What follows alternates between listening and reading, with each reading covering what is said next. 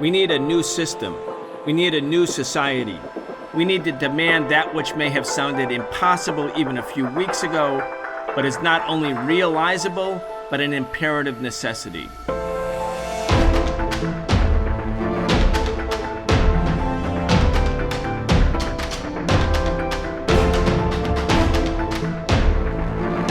The U.S. Energy Department released a report last week concluding that COVID was caused by a lab leak in Wuhan, inside of China.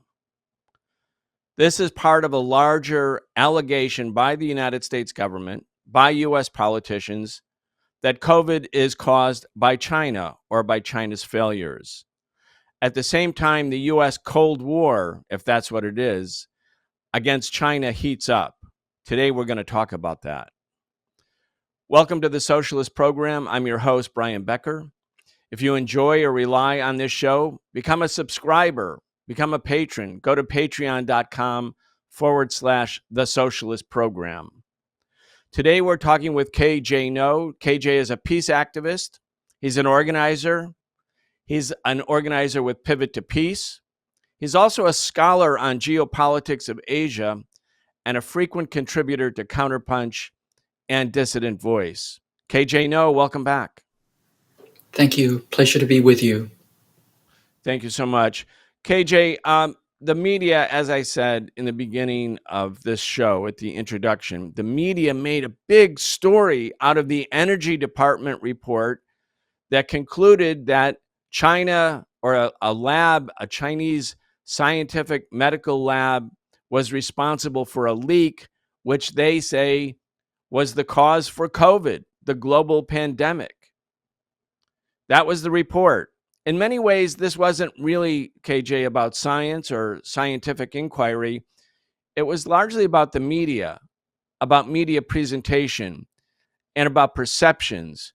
Because after these big headlines, dramatic headlines, sensational headlines, when you actually read the report by the Energy Department says that they have, quote, low confidence, close quote, in their own report. First of all, let's talk about the story, the media, the way the media handled it, and what exactly is low confidence.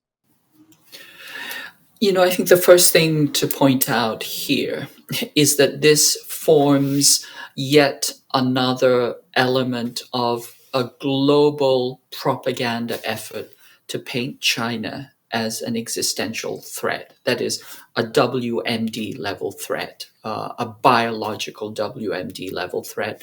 And all of this is in order to create consent for war. It's manufacturing consent for war. I believe that we are very, very close to war. And I say that because there is no other way to explain such extraordinary volume, repetition, persistence, and absurdity of these propaganda allegations leveled against China.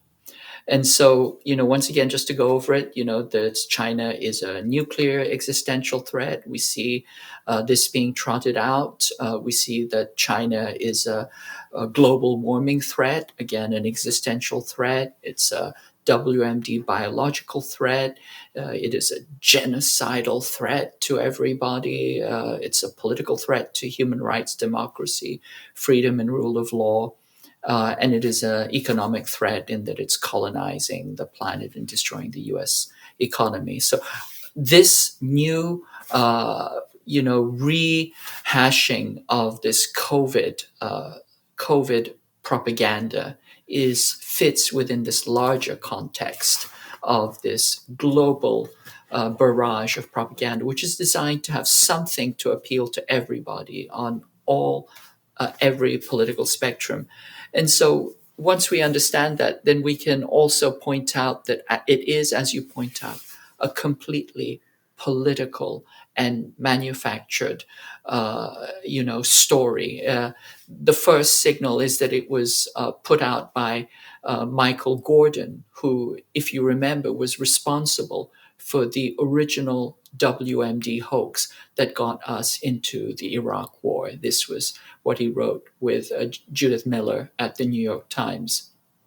And so the same actors, the same people using the same types of manufactured story are coming back to this. But once again, we have to look at the facts. There is no evidence that links any kind of lab leak to the COVID outbreak. The only thing that they have is, an accident of a proximity of geography, and that does not constitute any kind of proof. We know from good studies, serious investigations, that the most likely cause of COVID was, zoonotic transfer, possibly related to a wet market. But the fact that the DOE, which once again does not have an expertise in in epidemics, that's not its area of expertise. Its expertise is in nuclear weapons testing. The fact that they came out with a statement which they bury of low confidence shows that there's a real kind of digging, an attempt to create once again this insinuation that China is somehow responsible for global WMD level threats, that it is responsible for the death of millions of people around the world. Just to go back over the science, originally the allegation was that it was some kind of engineered virus. And of course, if you want to assert that, you have to show what the precursor was, what was the progenitor from which it was engineered from. That has never been shown. Then there was the argument by Sam Husseini that it was, gain of function, serial passage, engineered to hide traces of its engineering. But once again, you need to show a precursor. You need to show the progenitor, because if you do conventional serial passaging, you're talking about a Manhattan level project that lasts for 30 to 50 years in order to get it from the closest RATG13 virus, which we now know is completely unrelated. And then you have people like Alina Chan, who have said that it was pre-adapted. We know that it's not. It's pantropic, and it affects a wide variety of animals, and it has continued to evolve. And then there's all this other stuff about sick lab leakers, that it's been shown to be absurd, that it was some kind of live leak that they already had. But once again, we have to bring some common sense to this. If it's already in nature, you cannot leak it out to nature because it's already there. And there are hundreds of millions of people who have very frequent interactions with coronavirus carrying bats. Bats are about 20% of all mammalian species, and hundreds of millions of people have contacts with them all the time. And so the most likely theory is that it was the natural zoonotic transfer, which happens all the time. It's the route that we have shown has been the case for almost all viruses. And so I think that, against this extraordinary scientific understanding, we have this very, very marginal political conspiracy theory, which is once again being put out into the limelight by some very, very dubious individuals. And again, as you point out, it is completely and totally for political ends, in order to create the sense that China is a villain and that it Yeah. poses some sort of existential threat. I'm glad you mentioned that the author of some of the most prominent articles about this story, the low confidence report of the energy department, that there was a lab leak in Wuhan where the world first learned of COVID at the beginning of 2020, that the author was Michael Gordon. Now, we're coming up, KJ, in a couple days on the 20th anniversary of the US invasion of Iraq. And hundreds of thousands of Iraqis died. Tens of thousands of US soldiers and troops, Marines, either died or had life changing injuries. The suicide rate of those who participated on the US side in the war, that war and the Afghan war, it's off the charts, record levels of suicide from for U.S. veterans.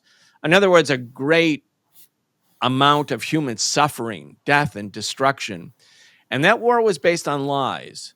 The war was sold to the American people on the premise that Iraq was a threat. It was a threat to its neighbors, and it was a threat to Americans, and that Iraq had weapons of mass destruction, and that, as Condoleezza Rice and other members of the Bush administration said, using September 11th, 2001 attacks as a backdrop, the next attack might be a mushroom cloud, meaning a nuclear weapon, a weapon of mass destruction.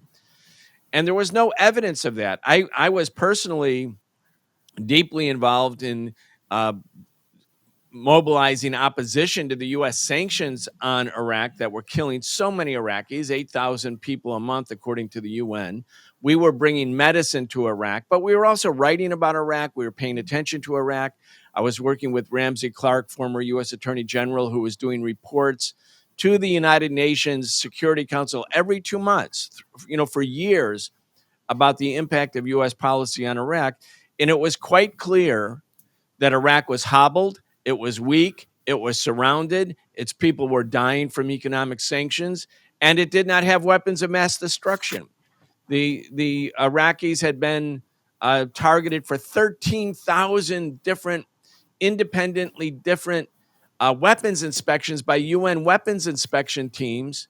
Those were, like they just showed up and inspected all over the country, 13,000, and they couldn't find any weapons of mass destruction, at least for the last 5 or 6 years.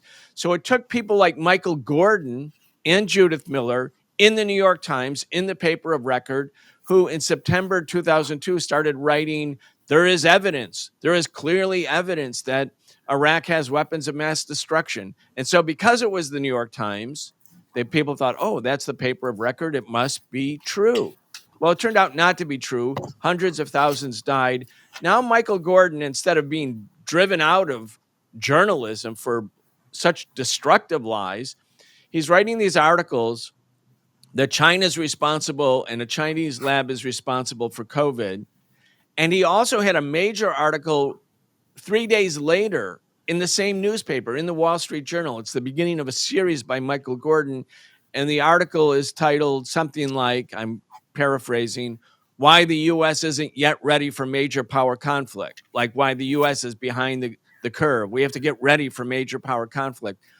I mean, when you think of the lies, the deception, and the human suffering, the attendant human suffering caused by this kind of so-called journalism, and the fact that Gordon can be right at it again. And, the other thing, in addition to all of that, KJ, I want to just mention, there are people in the U.S. body politic who are COVID denialists. Then there are those who are not COVID denialists, but they want to blame China as if China is responsible. There's these different currents within politics. And I noticed that when this energy department with low confidence, again, you'd have to read deep into the article to see that, was released, not only did the Wall Street Journal and Michael Gordon make front page out of it, but all of these other people said, see, this proves that this whole thing was a government construct. There was this great conspiracy. And maybe Anthony Fauci and the NIH working with the Chinese in a lab in Wuhan, they're responsible. This kind of proves it. And so that became the story for a couple of weeks. Now we've moved on to other stories like the Silicon Valley Bank collapse. So it's kind of out of the headlines at the moment. But this is the kind of sort of opinion molding that really leaves a very powerful residue, creating, at the minimum, fear and hatred for China. You're absolutely correct. The fear and hatred is absolutely over the top. And I would say that, one of the reasons why I say that we are so close to war is not simply, the extremity and the volume of this propaganda or hate mongering against China, but also that we see that people on the street, Asians are being attacked almost, hourly, this extraordinary level of hatred, you know, against Asian and East Asians in general. I think that lets us know that you know the that the pan is sizzling hot.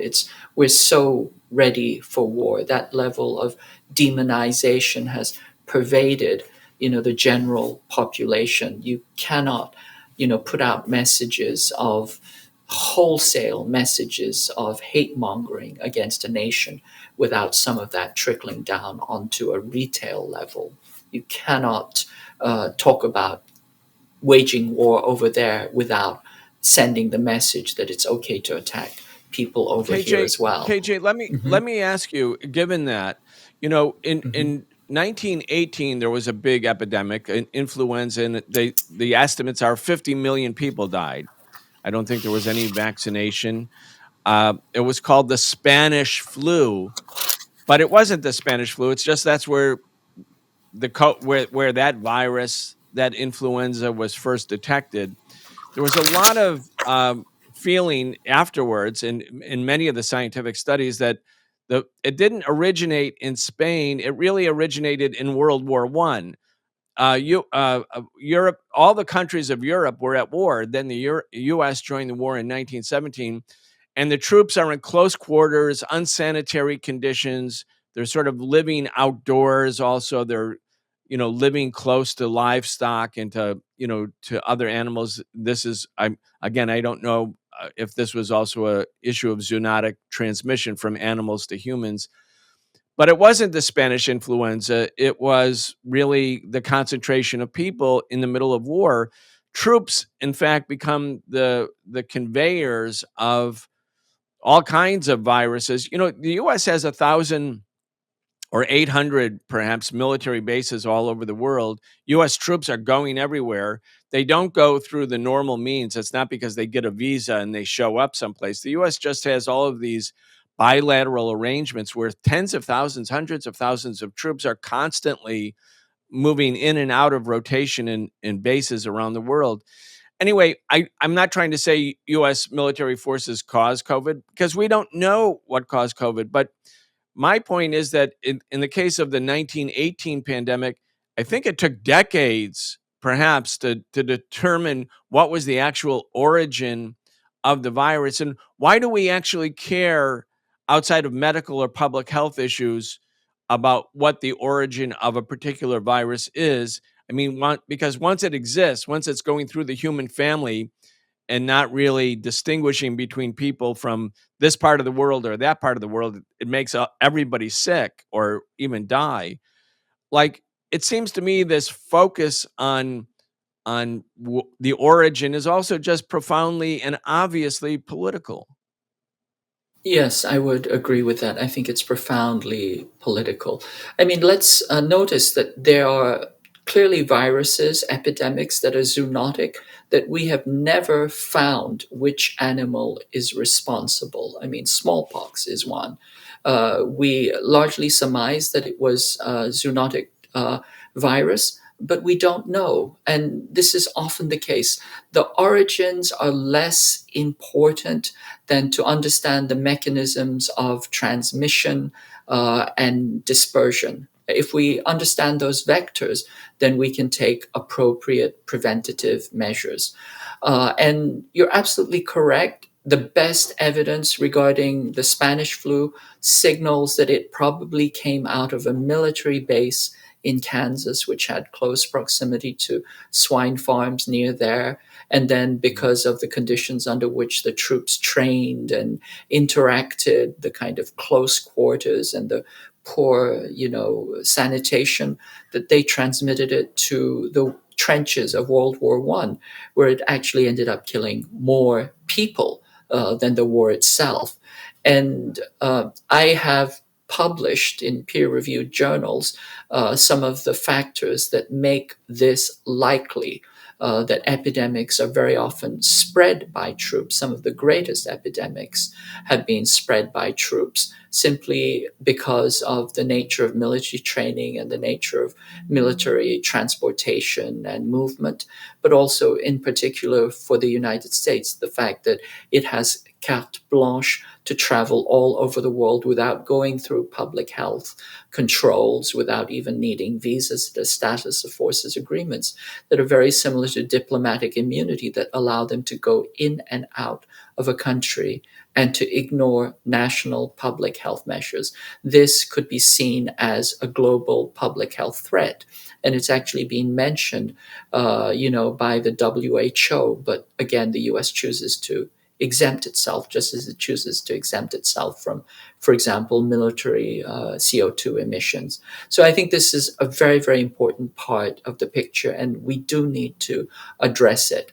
But coming back to your original point, that this idea that we have a WMD level threat from COVID. And, once again, Michael Gordon, he's an individual who, uh, at the very least, should be facing the International Criminal Court for crimes against humanity in the way that he wantonly spread these lies against, Iraq, and was the immediate trigger.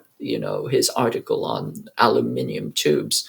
I mean, I think that was directly quoted as the cause or the casus belli.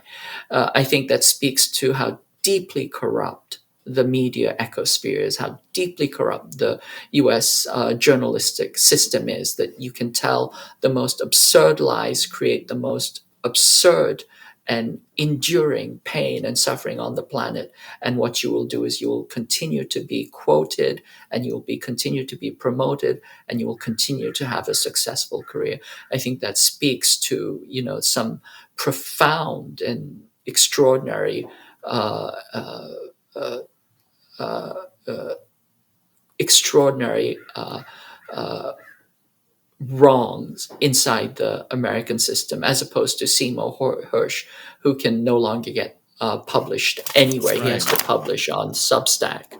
And so I think that's just a general statement. But once again, let's come back to the facts about the lab leak.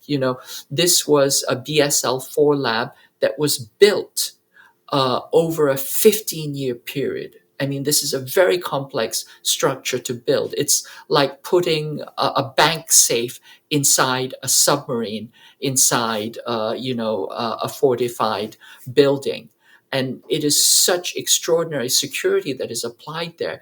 It was built by the French. It was co-operated by the French. There were multiple Western researchers working there. And a lot of the direct COVID funding came out of US funding.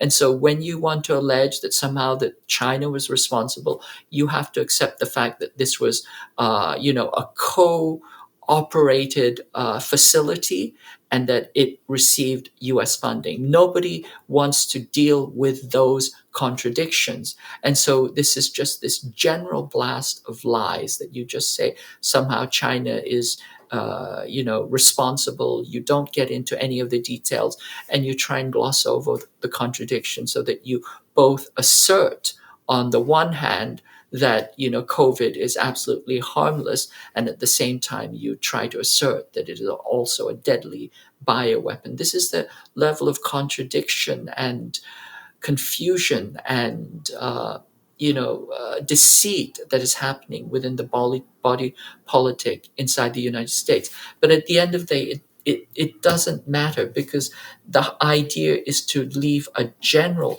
impression of wrongdoing, of threat, of existential threat. And on that level, it has been very successful. And this is just one more, drop in that bucket. Yeah, a part of the COVID denialist wing in society, which, people made a lot of money promoting the idea that COVID was either not that bad, uh, or that it came from China, or that the US government and Anthony Fauci in particular, working with evil China in this Wuhan lab, they created it either, by accident, and then took advantage of the COVID to help their friends in the pharmaceutical industry, or that they had this sort of nefarious, insidious effort. I mean, These are the kind of ideas that have gained traction in the absence of confidence in the US health system. And there's a good reason why people wouldn't have confidence in the US health system, since all the pharmaceuticals actually do care about is making money. They're capitalist corporations.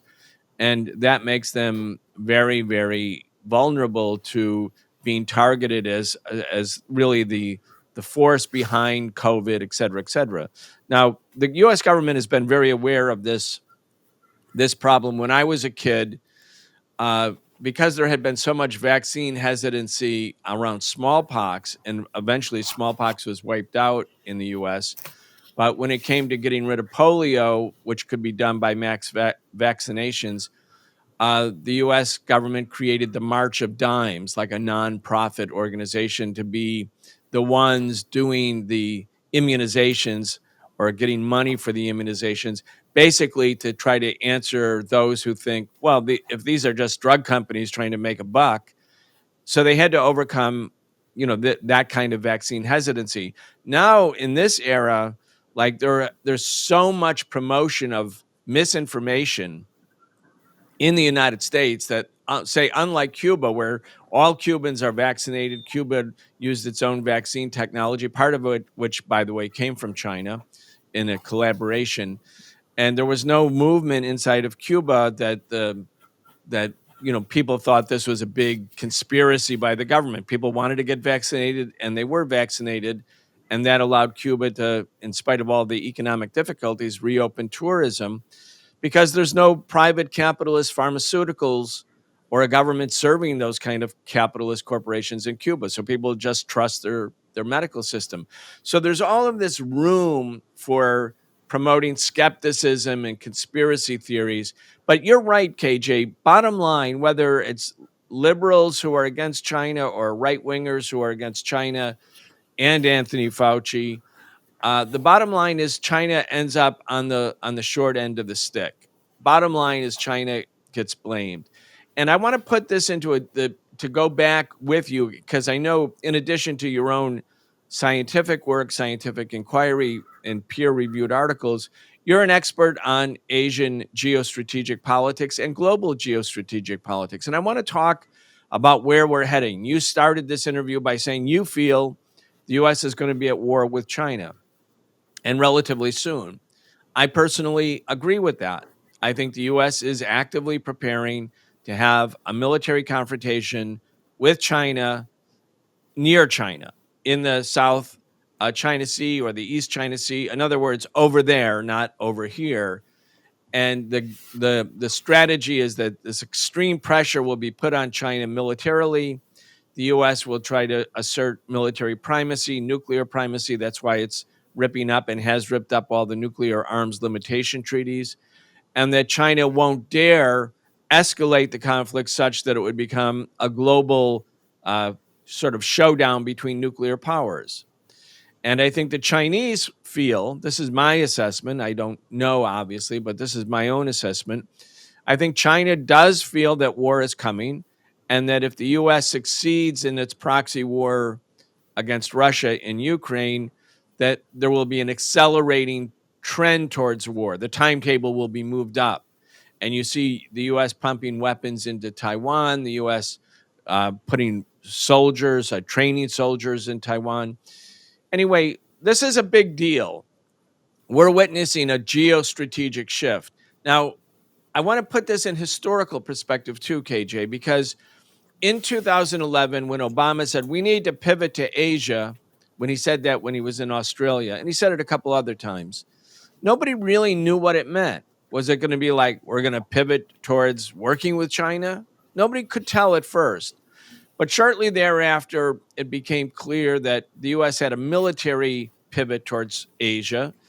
And, 60% of US naval and air forces were being put into the Pacific by 2020. That was all within a decade. Then you had in 2018, the Pentagon in its quadrennial report reorients military doctrine and strategy to prepare for what we are calling major power conflict, not no longer the war on terrorism. And then you have all of these kind of provocations, developments towards war. Let's go back real quick before we get to the current era. The US pivoted towards Asia in 1898. That's when it invaded the Philippines and a million Filipinos died. It pivoted to Asia, certainly with the dropping of the nuclear bombs. They didn't drop them in Europe, they dropped them on Japan in August 1945. 5 years later, the US pivoted to Asia once again with the invasion of Korea. A huge talk about a genocide. I mean, so many Koreans died. And then, like 6 or 7 years after the Korean War was over, the US pivoted towards Vietnam. Each of these pivots towards Asia has been very awful for Asians. And again, it's in the era of imperialism when the US really becomes a full scale global imperialist power starting around the turn of the century. Let's just go over some of that history. I think it's so important because if we're just bouncing off of today's headlines and missing historical context, we don't really get the picture about what's going on or what might be going on very soon. You're absolutely correct, Brian. I mean, this is a long global imperial project going back to the 19th century. You know, when the US first waged war against Korea, this was in the 1880s, it forced Korea to sign a treaty opening it up. And at the treaty, they declared that the US was a Pacific power. That the Pacific was the ocean bride of the United States, that Korea and these other countries were the bridesmaids. And this was where American power would reach its climax. It's shot through with sexual metaphors of, male prowess.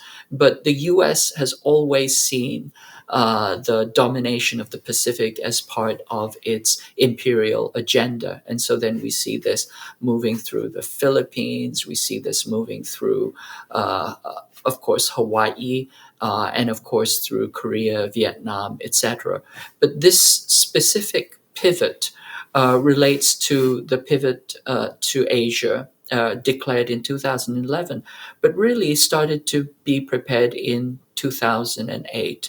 And if you recall, in 2008, that was the global collapse of financial capitalism. What the US did was it went to China with its hat in hand. Hank Paulson went multiple times and essentially asked for China to bail it out, which China obliged. And this was a mistake on the part of China because when it did that, no good deed goes unpunished. And when China was always supposed to be this kind of subaltern to the US economic capitalist system. It was supposed to be a low wage workhouse. When China showed its resilience, robustness, and power to withstand this global capitalist collapse, that sent shivers down the halls of the White House. And they realized that China was not going to remain economic subaltern. It was not going to collapse of its own accord because, in general, the view had been that China had simply to incorporate into the US system as a junior partner, or it was going to collapse like a Potemkin state, like the USSR was. And so there was very much a collapsist thinking in US elite circles, most clearly demonstrated by Gordon Chang and his multiple predictions. Every year predicts the collapse of China. But until that point, there were many China hawks, but they felt that China could be subjugated and exploited and extracted. And when China showed itself to be a legitimate pole of autonomous development, that is when the daggers came out. And we saw that very briefly, even before the pivot to Asia was declared. We saw the preparation for a war doctrine against China called air-sea battle. Air-sea battle was the transposition of the war doctrine against the Soviet Union air-land battle, but amplified and retailored for war against the next major competitor, China, with a focus on sea, naval, and air coordination. And so we started to see the preparation of air-sea battle, the pivot to Asia, and the pivot to Asia also came with a doctrine of economic war, economic exclusion, which was called the Trans-Pacific Partnership, the TPP, which was vetoed by Trump. But that was also part of it. And so it came with multiple arms of escalation. And of course, the understanding that China was the greatest threat to US global hegemony, which they had planned out since 1992 with the Project for a New American Century. And therefore, China needed to be encircled and taken down by any means necessary, but primarily through information war, through military encirclement, through political pressure, through economic enclosure and expulsion, and an entire panoply of measures were prepared, starting with a slowly increasing drumbeat of demonization against China. Yeah, I think the U.S. expected when it incorporated China into the World Trade Organization that this was going to be win-win for the U.S. government and the U.S. capitalist class, because this is, I think, how they looked at China, KJ. They looked at China as having this vast pool of low-wage labor. And profit in the capitalist system is derived by paying workers less in the form of wages than the value they create when they go to work, especially collectively in factories. And the owners of the factories keep the surplus value, the value greater than the value that they've paid in the form of wages or machinery or raw materials.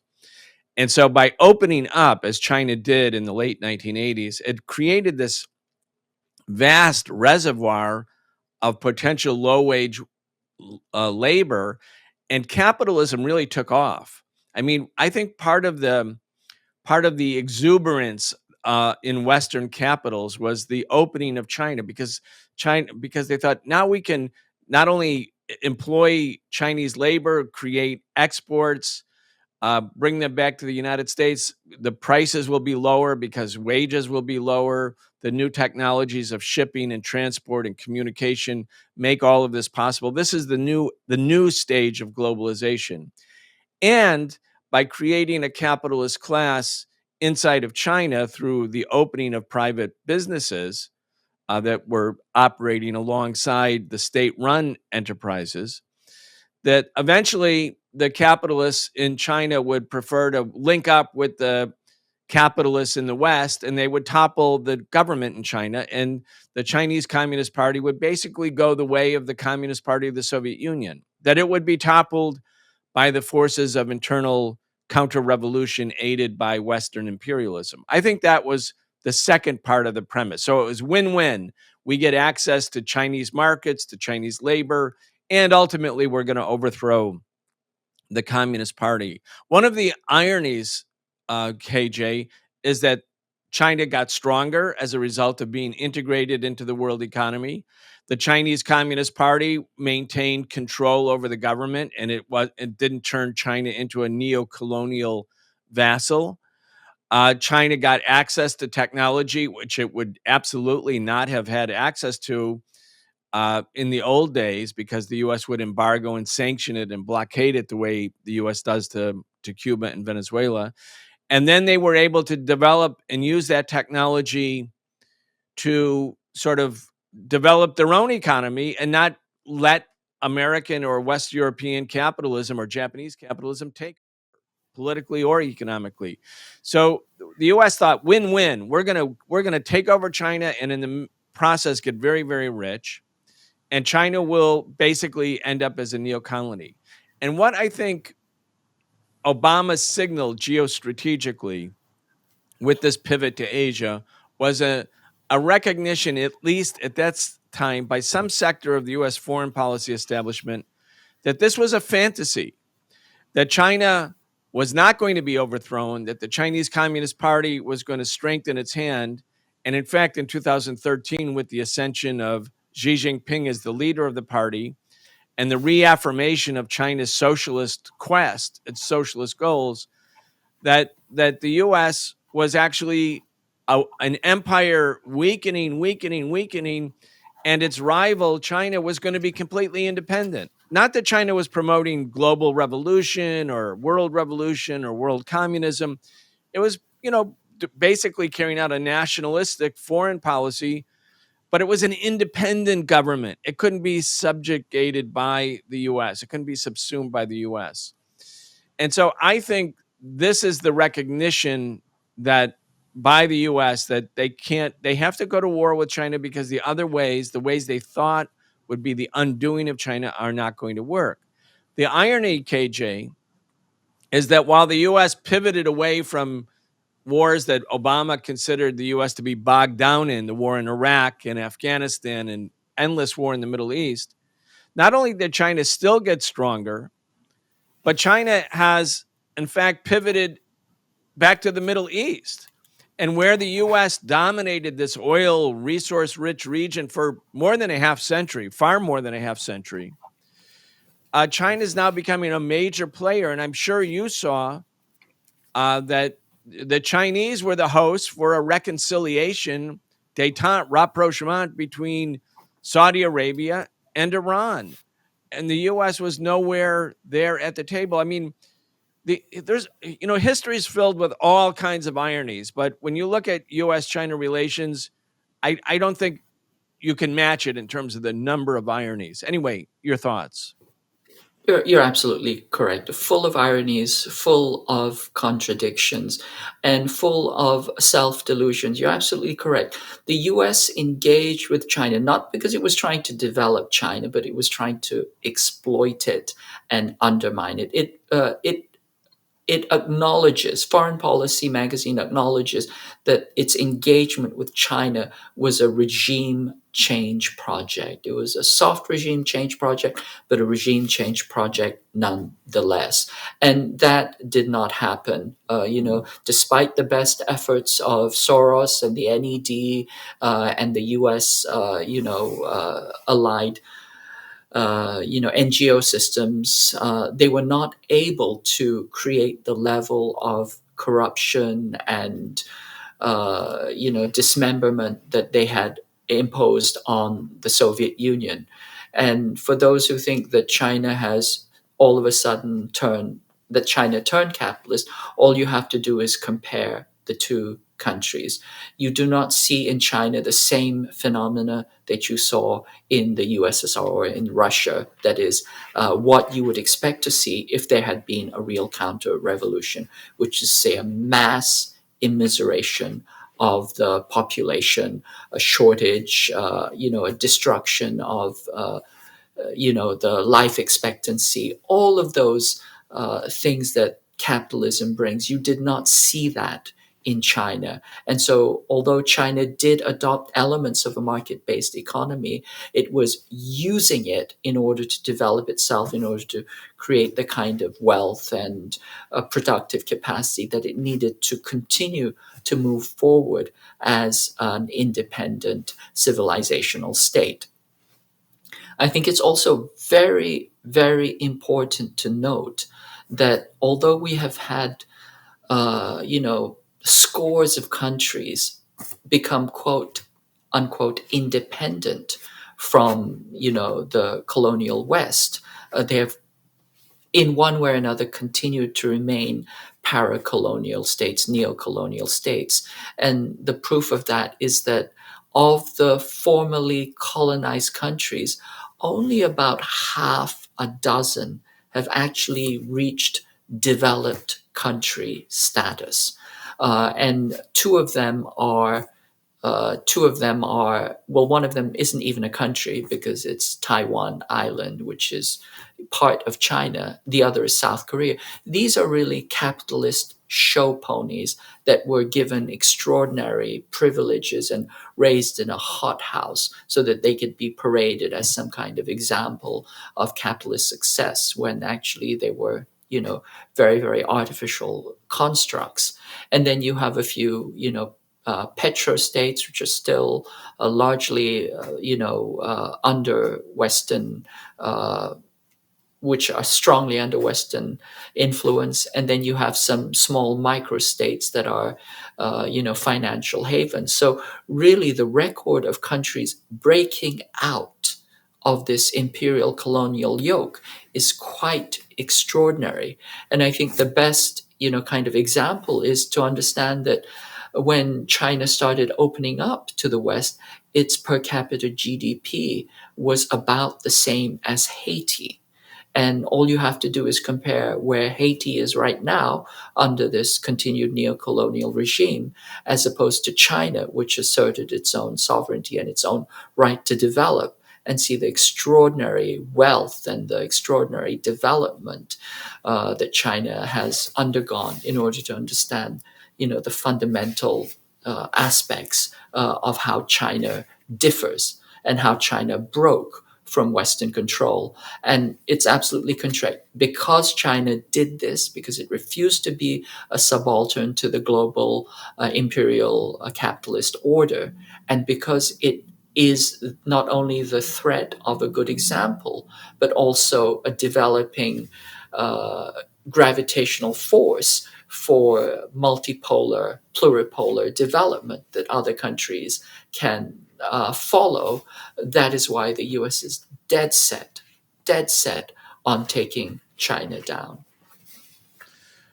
As we start to move close to the end point here, KJ, I want to mention one phenomena that I know you'll agree with this, uh, in terms of why the U.S. is an empire that is beset with crisis and seemingly unsolvable crisis.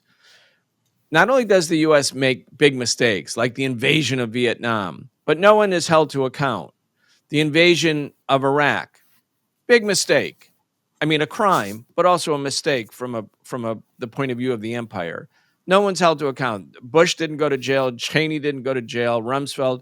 They're all like, there's no punishment. There's no holding to account. So it's easy to make the same mistakes over and over again. And in fact, the hothouse environment politically in the U.S.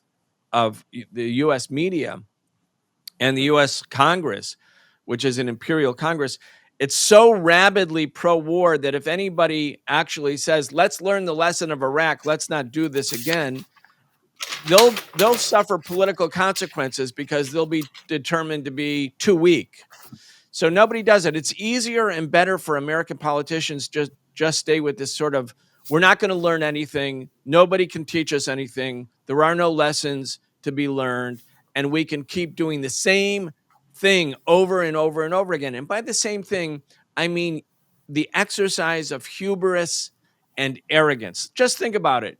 Here at the US, Obama came in, new face, new political leader. He says, "Let's end the war in Iraq."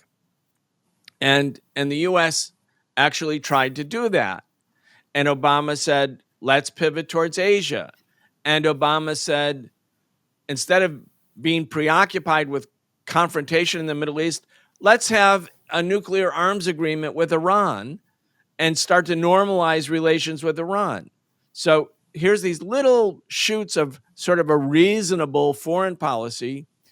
And Trump comes in and he rips it all up. He says, "Oh, it was the worst deal ever." But Trump is removed after 4 years, or loses after 4 years. Biden comes in. Biden is Obama's vice president, so presumably he would want to follow Obama's policy towards Iran. But instead, he doesn't do that. He doesn't go back. There's still not a nuclear arms deal after uh, Trump ripped it up. Instead of coming back and trying to find cooperation in the Middle East, it's just threats, it's arrogance, it's hubris. When it comes to China, the U.S., here's Biden announcing, explaining, sort of embracing the idea that the U.S. couldn't win in Afghanistan against the Taliban. And so he had to leave after 20 years and the Taliban becomes the government. But now Biden was like, yeah, no, let's get ready for war with China. Yeah, we can't defeat the Taliban, but let's do it. And if he said anything other than that, if he said, let's go back and be friends with China, he'd get roasted. So Biden, as an opportunist politician, would prefer to be like this hardline hawk. So all of this arrogance and hubris becomes like a self-fulfilling prophecy for more and more mistakes. Now the biggest mistake of all is on the table, a real confrontation with the biggest countries and the biggest nuclear powers in the world. And you would think in the U.S. that there's no possible way the U.S. could lose a war with China. That's the language and the atmosphere, and that's one of the things that I think is, like, when you look at empires and the decline of empires, and empires that are also not just in decline, but empires that end up being toppled by revolutions domestically. It's oftentimes not only the internal decay, but the hubris and arrogance of the existing ruling elites who believe that God's destiny requires them to rule forever.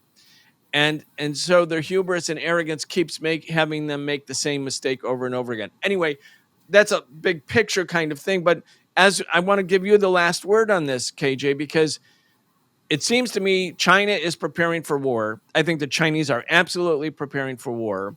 And we, the people in the United States, have to recognize that there really could be a war based on arrogance and hubris. And it's also incumbent on us, if we care about ourselves, our communities, our children, if we care about our grandchildren, the thing that we should be trying to do first and foremost is prevent hubris and arrogance from a government that speaks in our name, driving things towards major power conflict with China and Russia. So the urgency of this is great. And that's one of the reasons I wanted to have you on the show, is that part of the struggle here is to tell the truth. Part of the struggle here is to provide context and history and rationality to the discourse, which currently is completely absent from the mainstream. Anyway, you get the last word. You're absolutely correct, Brian. As I said, once again, we're very, very close to war because we have such extraordinary lies being pumped out daily. And the farther we are detached from the truth, the closer we become to war. But you're absolutely correct in that this kind of extraordinary hubris, this extraordinary blindness, and this extraordinary, I would say, uh, uh, sense of entitlement that drives this notion that the U.S. has to have global hegemony. That this is the U.S.'s entitlement. I think that geopolitical and ideological self indoctrination is what is driving us to war, and it is so detached from reality that it is a form of insanity. Going back to the Greeks, they said that who the gods would destroy, they first drive insane. Well, we see this insanity, the constant, not only the repetition of wars and the constant repetition of failure, but the constant increase in ambition. The greater your failure, the greater your ambition. You get kicked out of Afghanistan, by a small group of guerrilla fighters, and so now you're going to take on not only one but two of the greatest, most powerful nuclear armed countries on the planet. This is, you know, extraordinary in its, irrationality, its detachment, complete detachment from reality, and that's why I think we have to, all of us, work incredibly hard, put our shoulders to the wheel and try and bring a little bit of sanity back into the political discourse and to resist at every point, this escalation to war. And I think this coming March 18th is going to be really, really important in that regard. I agree. 20th anniversary of the Iraq War. People in Washington, D.C., and San Francisco, Los Angeles, other cities mobilizing to say no to endless wars, to say yes to use money to meet human needs, not the war machine. And again, no war with China. KJ, no, thank you so much. Thank you, Brian.